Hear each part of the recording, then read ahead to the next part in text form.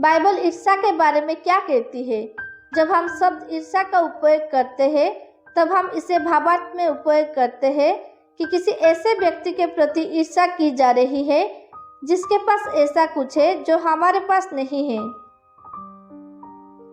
इस तरह की ईर्ष्या एक पाप है और एक मसीह विश्वासी का चारित्रिक गुण नहीं है।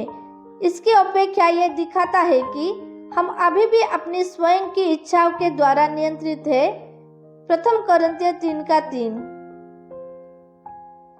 गलातियों 5:26 कहता है, हम घमंडी होकर ना एक दूसरे को छोड़े और ना एक दूसरे से डाहा करें।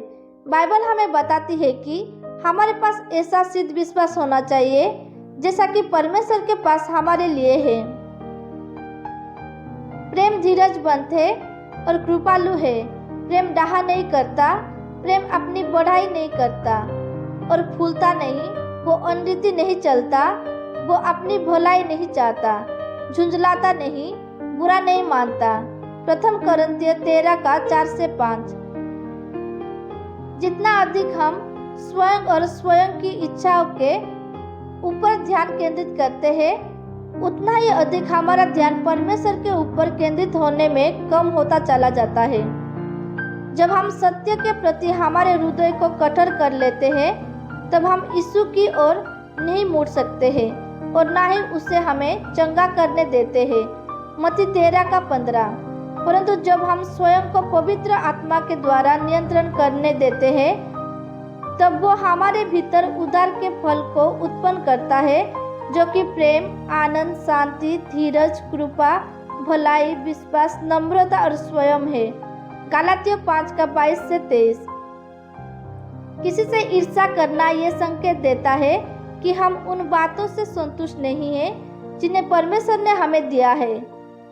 बाइबल हमें कहती है कि जो कुछ हमारे पास है हमें उसी से ही संतुष्ट रहना चाहिए, क्योंकि परमेश्वर हमें कभी भी ना तो छोड़ेगा और ना ही त्यागेगा। इब्रानियों 13:5।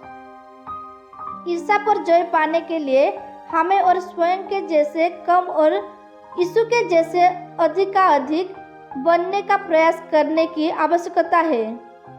हम उसे बाइबल अध्ययन, प्रार्थना और परिपक्व विश्वासियों के साथ संगीत करने के द्वारा जान सकते हैं।